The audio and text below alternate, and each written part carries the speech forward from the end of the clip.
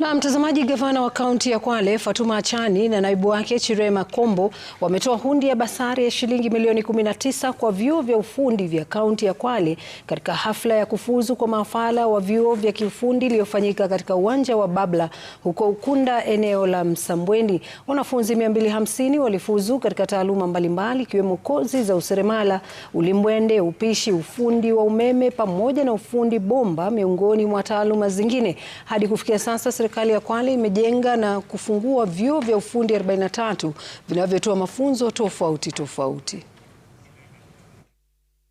Hii yote ni katika kuimarisha vyuo vyetu, na nafikiri pia mmeendelea kuona tunaendelea kuimarisha kupeana vifaa vile ambavyo vinaweza kusaidia wanafunzi katika masomo yao.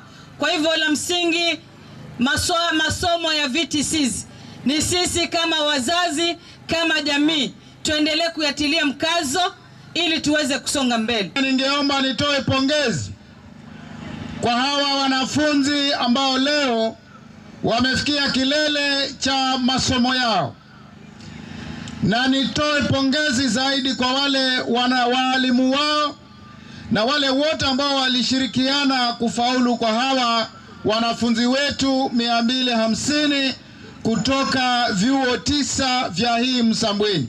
Mwaka huu wa fedha, kitengo cha elimu ya ufundi kimepata milioni 156.9 katika bajeti ya mwaka huu.